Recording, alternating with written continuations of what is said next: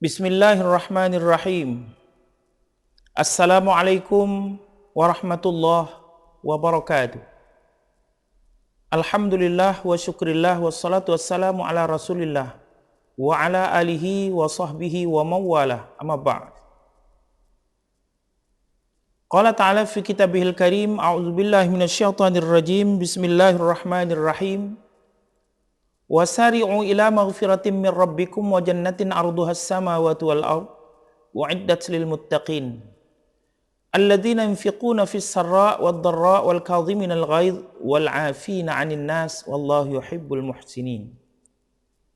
Qala Rasulullah sallallahu alaihi wasallam, la yadkhulul jannah qati', yakni qati'ur rahim. Sadaqallahul azim, sadaqa rasuluhun nabiyul karim. Wa nahnu ala dzalika minasyahidin wasyakirin walhamdulillahi rabbil alamin. Amma ba'd. Kaum muslimin muslimat di mana saja berada yang insyaallah kita sama-sama dalam rahmat dan lindungan Allah Subhanahu wa taala. Alhamdulillah, bersyukur kita kehadiran Allah Subhanahu wa taala sampai saat ini Allah masih memberikan kita nikmat iman, nikmat Islam dan nikmat sehat. Alhamdulillah kita masih dapat bertemu hari raya Idul Fitri 1442 Hijriah. Atas nama pribadi dan keluarga, saya mohon maaf yang sebesar-besarnya. Mohon maaf lahir dan batin. Taqabbalallahu minna wa minkum, taqabbal ya karim. Mudah-mudahan Allah menerima segala amal ibadah kita. Salat dan salam semoga tercurahkan ke hadirat junjungan kita Nabi besar Muhammad Rasulullah sallallahu alaihi wasallam. Mudah-mudahan kita mendapatkan syafaat beliau di yaumil mahsyar. Amin ya rabbal alamin. Baik, kaum muslimin muslimat di mana saja berada yang dirahmati Allah Subhanahu wa taala, kali ini kita akan bahas tentang silaturahim. Setelah kita menjalankan ibadah Ramadan sebulan penuh dan kita berharap apa yang kita lakukan Allah akan menerima segala amal yang kita lakukan di bulan suci Ramadan, akan tapi masih ada satu hal yang harus kita selesaikan, yakni silaturahim. Nah, tentunya kita harus memperhatikan peringatan-peringatan Rasulullah sallallahu alaihi wasallam. Jadi kalau hubungan baik kita dengan Allah sudah terjalin, maka ada hubungan baik kita yang harus kita jalin. Satu lagi di antaranya adalah hubungan baik dengan sesama manusia. Nah, oleh karena itu, dalam kesempatan yang berbahagia ini, maka kita akan bahas tentang silaturahim ini, insyaallah. Nah, tadi saya bilang bahwa kita harus memperhatikan bagaimana peringatan Rasulullah tentang silaturahim, terutama adalah orang-orang yang memutuskan tali silaturahim. Yang pertama kata Rasulullah, yadkhulul jannah qati', yakni qati'ur rahim. Nah, Allah tidak memasukkan seseorang ke dalam surga qati', orang yang memutuskan. Memutuskan apa? Yakni qati'ur rahim, orang yang memutuskan silaturahim, maka Allah tidak akan masukkan ke dalam surga. Jadi ibadah yang kita lakukan satu bulan penuh di bulan suci Ramadan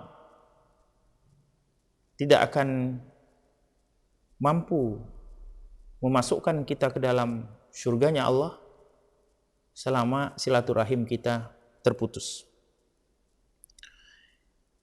Yang kedua, peringatan Rasulullah sallallahu alaihi wasallam, orang yang memutuskan tali silaturahim itu seluruh amal ibadahnya tidak sampai kepada Allah Subhanahu wa taala. Nah, selama dia memutuskan tali silaturahim itu, selama itu juga ibadah yang ia lakukan tidak pernah sampai kepada Allah.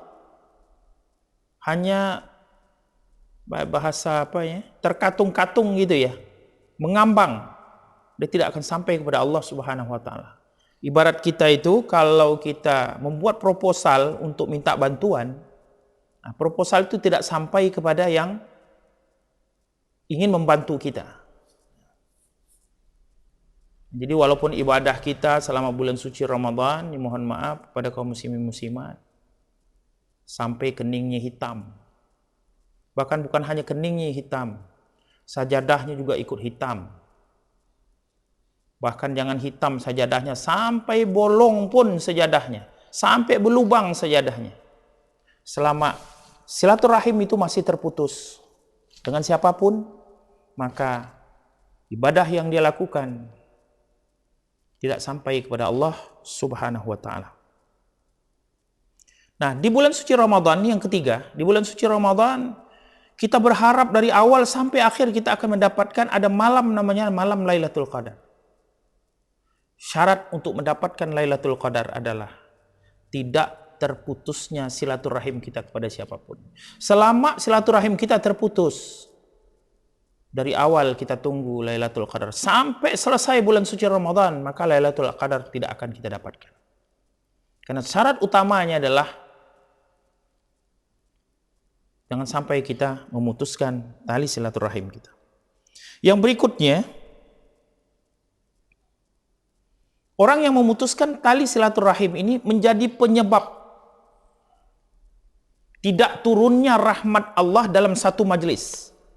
Jadi pada masa Rasulullah, pernah Rasulullah berkumpul bersama sahabatnya, lalu Rasulullah mengatakan bahwa rahmat Allah tidak turun ke majelis kita saat. Nah, ya sahabat tentunya bertanya, heran gitu, kenapa? Karena ada di antara yang di majelis itu, di majelis yang ikut majelis itu ada silaturahimnya yang terputus. Nah, oleh karena itu, ketika kita ada majelis taklim, ada di antaranya di situ, di majelis taklim itu yang terputus silaturahim, maka Allah tidak turunkan rahmat. Nah, oleh karena itu jangan kita menjadi penyebab. Ketika ada majelis taklim, ada majelis kebaikan, majelis belajar, jangan sampai disebabkan kita yang putus silaturahim kita, maka Allah tidak turunkan rahmat dalam majelis itu. Yang berikutnya, nah ini juga peringatan Rasulullah Sallallahu Alaihi Wasallam. Kan ada orang yang setelah putus silaturahimnya, ada seorang yang hendak meminta maaf kepada kita. Nah, apa kita bilang? Sampai mati pun saya tidak mau memaafkan. Karena kita bilang betapa besar kesalahan yang dilakukan kepada kita. Nah, dalam hukum Islam, ada orang yang berbuat kesalahan kepada kita, kalau kita tidak mau memaafkan, itu hak kita untuk tidak memaafkan orang lain. Tapi perlu diingat, katakan dalam hadis Qudsi, kalau seseorang tidak mau memaafkan orang lain, maka aku juga, kata Allah, tidak akan memaafkan kesalahan. Jadi kalau ada orang yang minta maaf kepada kita, kita tidak mau memaafkan kesalahan orang lain, maka Allah juga ketika kita bersalah dengan Allah Subhanahu wa taala, Allah juga tidak akan memaafkan kesalahan kita.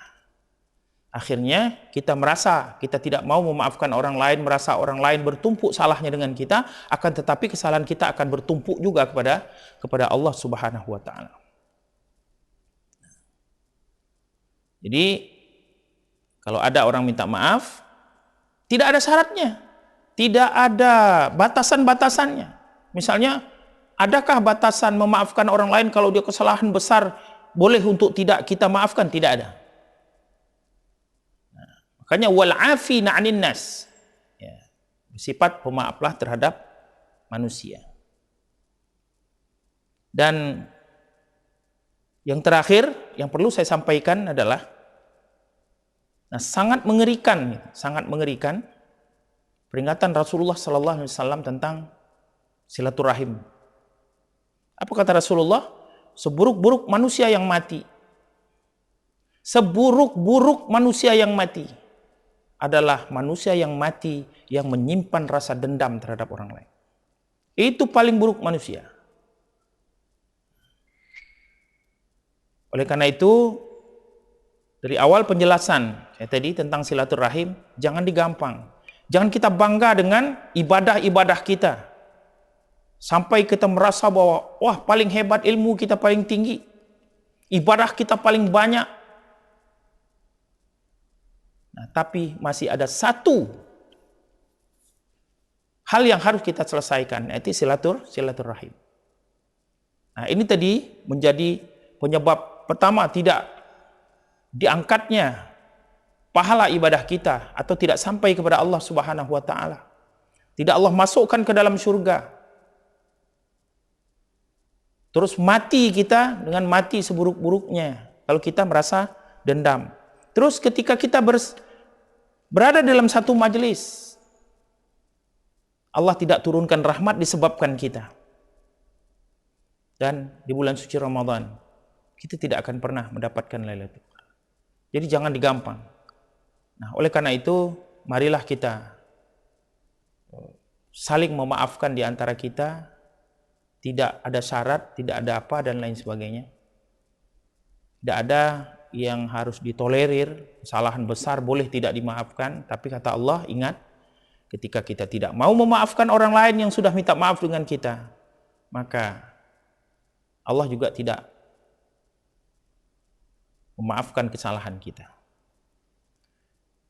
Kaum muslimin muslimat di mana saja yang berada yang dirahmati Allah Subhanahu wa taala, mudah-mudahan apa yang saya sampaikan ini menjadi renungan bagi kita, dan mudah-mudahan dengan momen hari raya Idul Fitri yang seharusnya bukan hanya Idul Fitri kita saling memaafkan, tapi inilah momen yang dapat kita gunakan,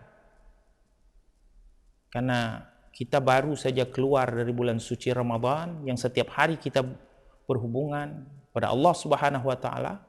Mudah-mudahan dengan kesucian hati kita, Idul Fitri dengan Aid kembalinya kita fitrah ini, nah ini kita gunakan momennya. Barangkali hati kita menjadi lembut setelah kita beribadah gembleng selama 1 bulan. Insya Allah ketika ada kesalahan, kekeliruan orang lain, kesalahan kita juga, insya Allah kita juga minta maaf. Insya Allah momen ini bisa kita gunakan. Dan mudah-mudahan kita betul-betul menjadi manusia yang bersih. Insya Allah. Amin ya rabbal alamin. Wassalamualaikum warahmatullahi wabarakatuh.